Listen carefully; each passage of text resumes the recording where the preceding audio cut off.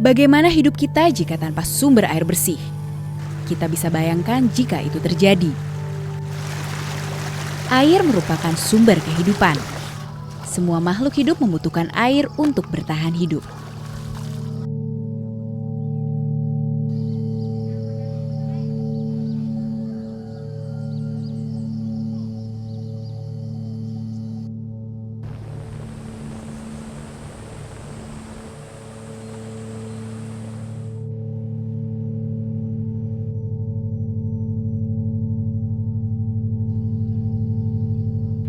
Tapi yang sangat memprihatinkan, bahwa hasil pemantauan kualitas air sungai oleh Kementerian Lingkungan Hidup pada 411 ruas sungai di Indonesia pada tahun 2013 menunjukkan bahwa 75,25% dalam kondisi tercemar berat.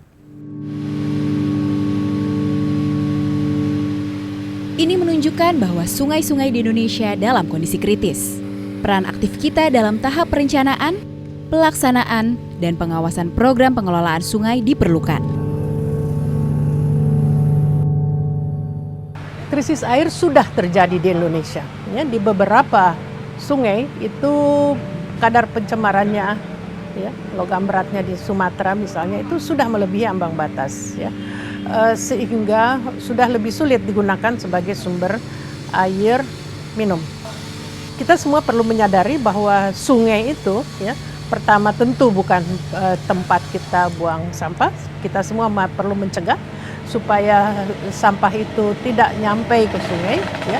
Kedua juga bahwa kita sadari sepenuhnya bahwa air sungai itu adalah sumber kehidupan kita, ya, baik untuk diolah menjadi air bersih bagi kita orang per orang maupun juga sumber untuk pengairan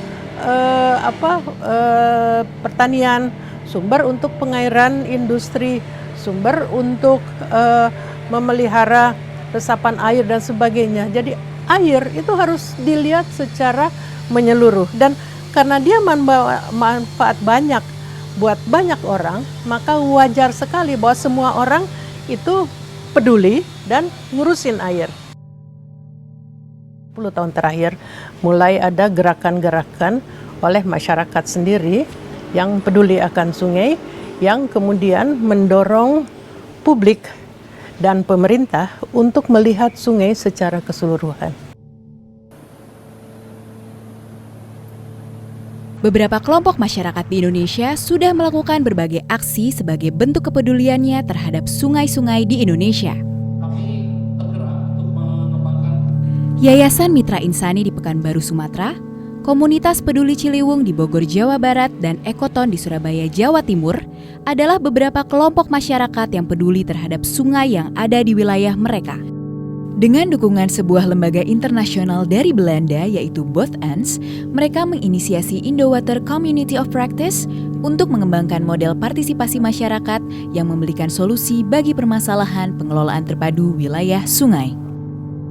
Bij Integrated Water Resource Management wordt gekeken naar het hele stroomgebied van de rivier. Het gaat hierbij om centraal gecoördineerd beheer en een eerlijke verdeling van water, land en bossen zonder dat belangrijke ecosystemen worden beschadigd.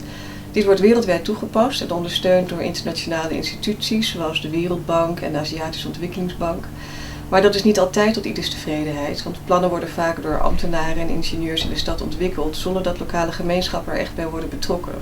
Lokale gemeenschappen worden dus vaak geconfronteerd met plannen die heel nadelig voor ze zijn. Om te zorgen dat deze mensen wel kunnen meedenken en meebeslissen over de manier waarop water wordt beheerd, hebben we met onze Indiase partner GoMook de Negotiated Approach methode ontwikkeld. En die zorgt ervoor dat lokale gemeenschappen worden versterkt, zodat ze gelijkwaardige gesprekspartners worden van machtige spelers zoals de industrie of een overheid. Samen met het NGO-netwerk Telapak passen we de Negotiated Approach methode toe in Indonesië. In 2014 hebben we Indo-Waterkop opgericht, een community of practice van Indonesische NGO's die als doel heeft om gemeenschappen beter te betrekken in waterbeleid. In Afrika hebben we ook een AfriWaterkop opgericht, waarmee we actief kennis en ervaringen uitwisselen. Door deze netwerken kan Both Ends de praktijk van lokale gemeenschappen laten zien aan internationale beleidsmakers. Want niet alleen lokaal en nationaal beleid bepalen het lokale waterbeheer, maar ook internationale handel en investeringen hebben daar een grote invloed op. Misi dari Indo Water Corp sendiri adalah mengembangkan platforms dan menggunakan pendekatan negosiasi sebagai alat untuk mendorong partisipasi masyarakat dalam pengelolaan sumber daya air di Indonesia dalam berbagai level, dan bagaimana masyarakat bisa duduk pada posisi yang sama, kemudian mendapatkan akses yang baik terhadap informasi sehingga pengelolaan sumber daya air bisa berjalan dengan baik. Yang kedua adalah bahwa kami ingin membangun bagaimana masyarakat atau multi stakeholder dapat bergerak bersama, berpartisipasi dalam pengelolaan sumber daya air di Indonesia. Dan yang terakhir adalah kami ingin sekali untuk merangkul kearifan lokal dan mengimplementasikannya dalam pengelolaan sumber daya air di Indonesia.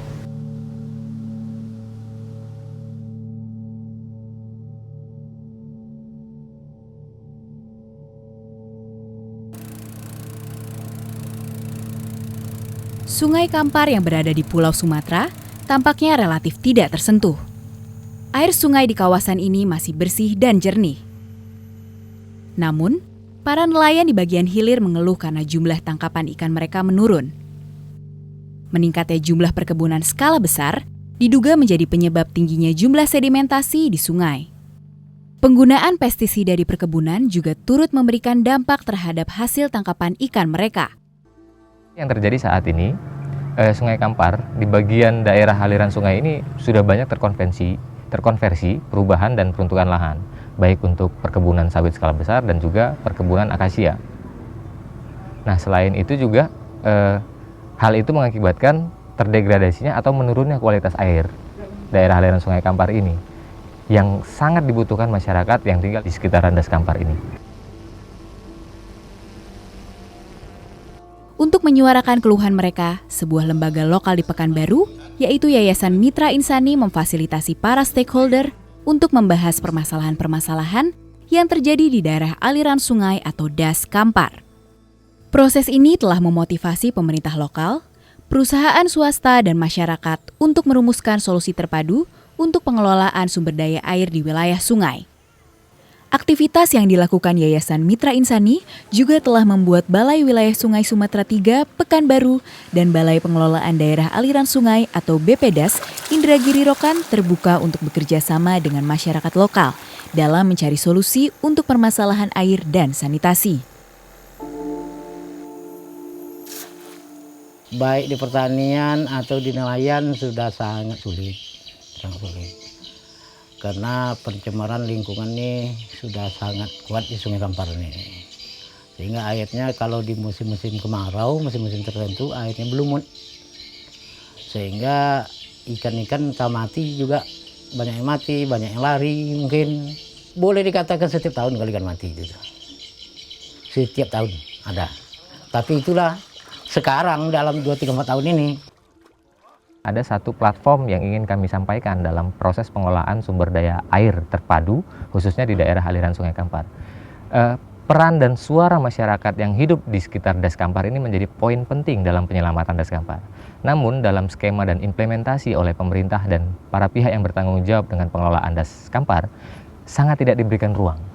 Sehingga yang kami lakukan adalah mencoba menganalisis permasalahan-permasalahan yang mereka hadapi di setiap daerah di aliran Sungai Kampar. Ada 3 site yang kita coba identifikasi. Site pertama itu di kawasan hulu Sungai Kampar, yang kedua di kawasan tengahnya, dan yang terakhir di kawasan hilirnya. Nah, kami menemukan banyak permasalahan yang mereka hadapi. Khususnya terbesar adalah berkurangnya kualitas air, sumber air di daerah aliran Sungai Kampar. Nah, melalui itu kami mencoba melakukan sebuah analisis bersama atau joint problem analysis bersama dengan pemangku kepentingan. Memang tidak resmi, tetapi kami menghimpun para pihak untuk bisa duduk bersama dan melibatkan masyarakat, sehingga masyarakat, permasalahan-permasalahan yang ada di masyarakat bisa didengarkan bersama oleh mereka.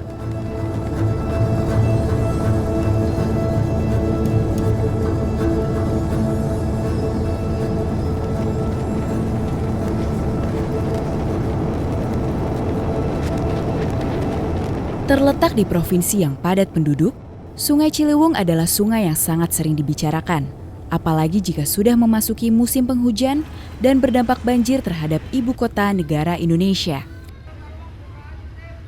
Sungai Ciliwung adalah sungai yang fenomenal, sungai yang sangat terkenal, apalagi kalau sedang banjir.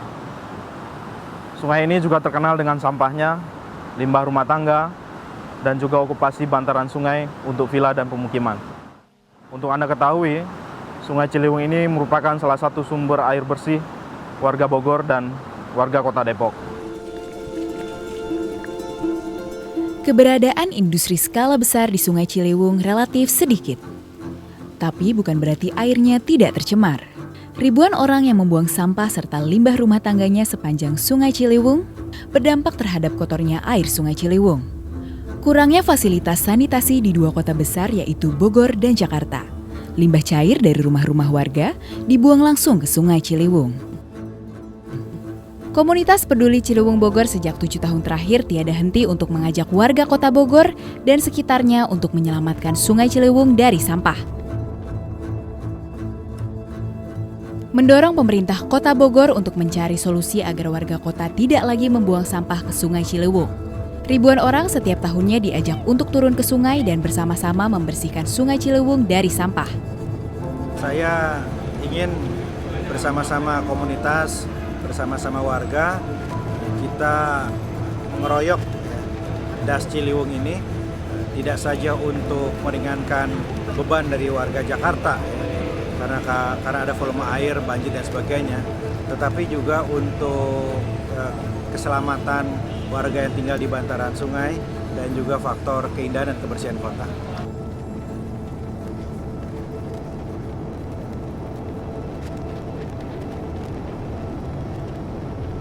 Kawasan Puncak yang merupakan hulu Sungai Ciliwung ternyata juga menjadi hulu permasalahan Sungai Ciliwung. Konversi kawasan resapan air dan sepadan sungai, sampah, perubahan budaya dan sosial masyarakat di kawasan Puncak. Kawasan Puncak tuh kalau menurut saya suatu contoh bagaimana ketidakjelasan tata ruang. Ada perbedaan antara berbagai aturan ya. Menurut RT RW kabupaten masuk hutan lindung, menurut ketentuan kawasan hutan dia masuk APL, tapi di lapangan perkebunan. Ini kira sekarang ada di situasi seperti itu. Di balik ketidakjelasan selalu disitulah perburuan rente terbesar, korupsi, biong tanah, jual beli tanah, akhirnya menjadi villa. Dan apa yang kita saksikan sekarang, pembongkaran villa sudah dilakukan, tetapi kita belum menyelesaikan akar permasalahannya. Kenapa ada jual beli tanah di tanah negara dan para pembelinya juga bukan orang-orang yang tidak mengerti hukum dan tidak mengerti aturan.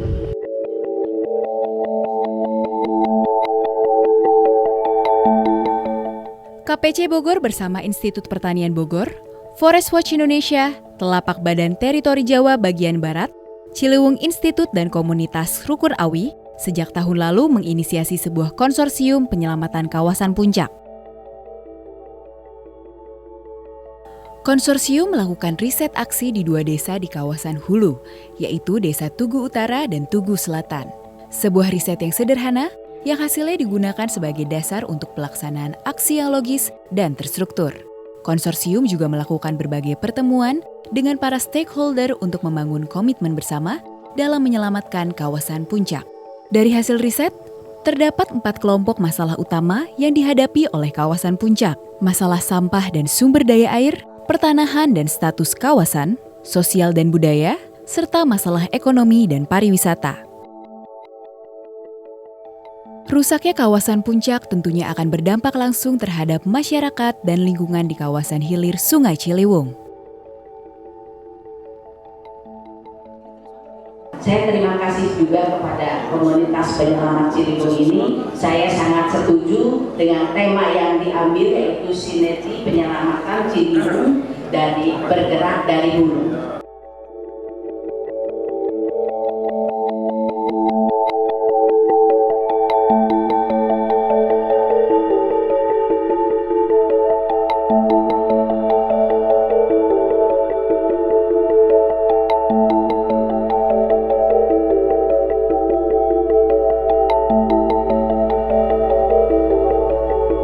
Kali Surabaya adalah bagian dari Delta Brantas di Jawa Timur.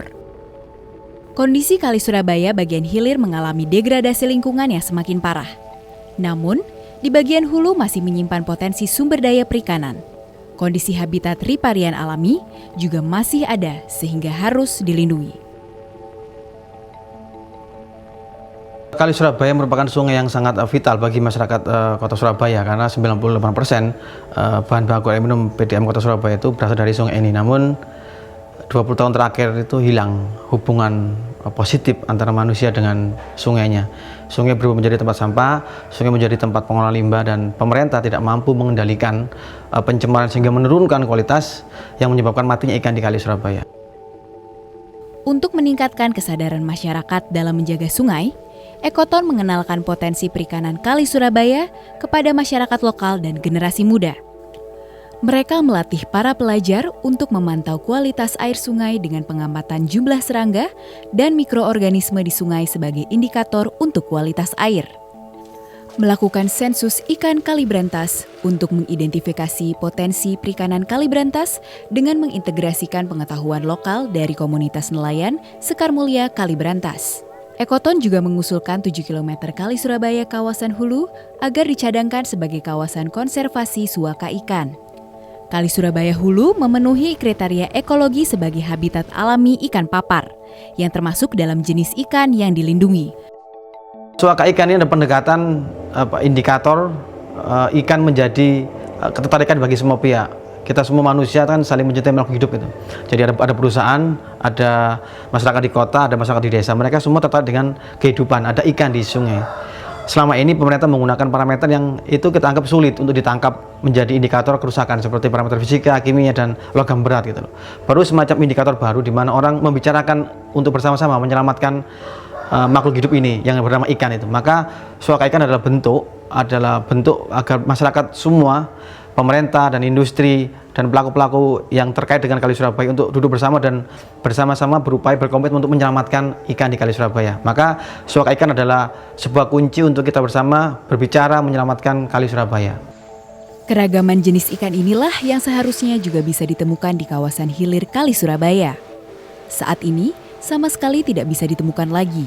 Hasil kajian disampaikan kepada pemerintah Provinsi Surabaya sekaligus mengusulkan penetapan suaka ikan Kali Surabaya kepada Gubernur Jawa Timur.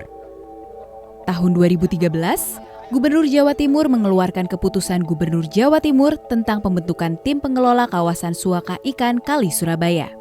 Langkah ini sebagai platform koordinasi antara pemerintah, masyarakat, dan akademisi untuk menyelaraskan dan menyusun perencanaan, implementasi, dan evaluasi program pelindungan habitat ikan dan pemanfaatan potensi perikanan Kali Surabaya.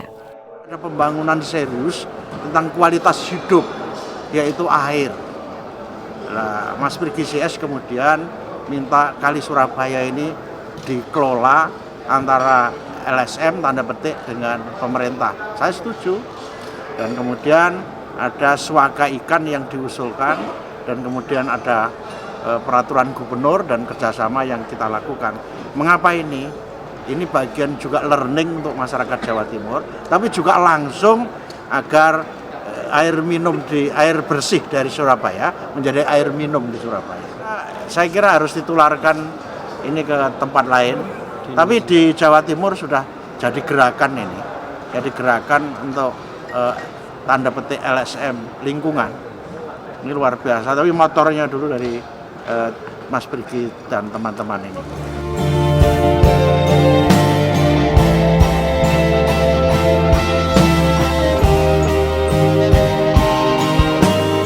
Deklarasi pembentukan Indo Watercorp dilakukan pada tanggal 3 Desember 2014 di Wringin Anom, Gresik. Indo Watercorp bertujuan untuk mendukung institusi pemerintah pada berbagai tingkatan untuk meningkatkan kinerja pengelolaan sumber daya air melalui penerapan partisipasi masyarakat dalam semua tahapan pengelolaan terpadu wilayah sungai.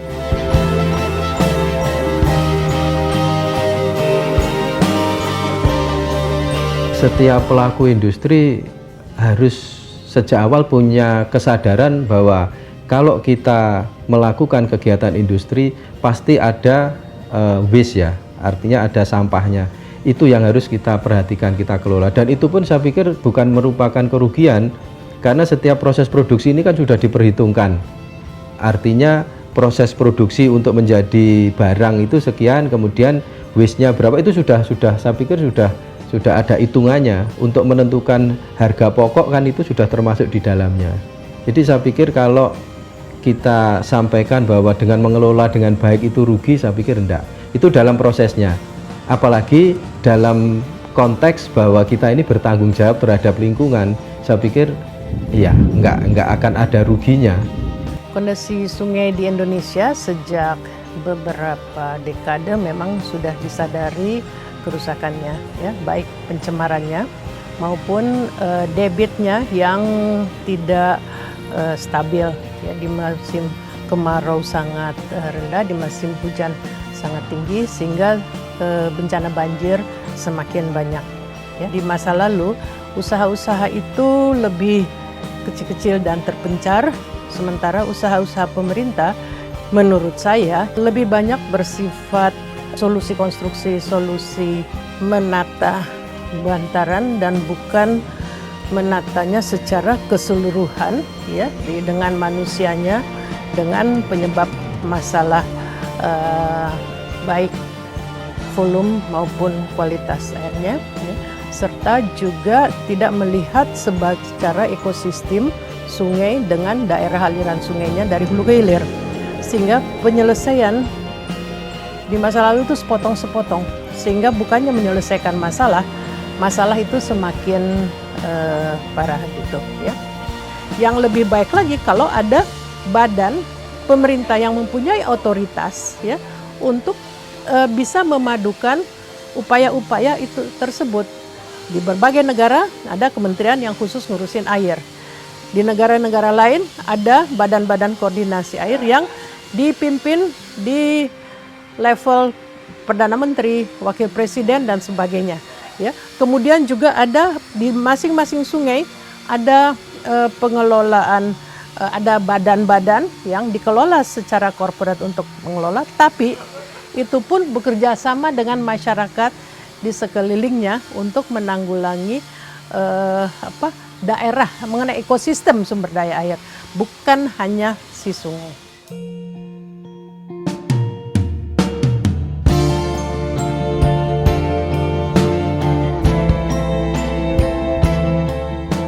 Indo-Watercoop berupaya untuk mengembangkan model partisipasi masyarakat dengan pendekatan negosiasi yang memberikan solusi pada permasalahan pengelolaan terpadu wilayah sungai. Untuk memelihara keberlanjutan fungsi sungai bagi generasi saat ini dan generasi yang akan datang.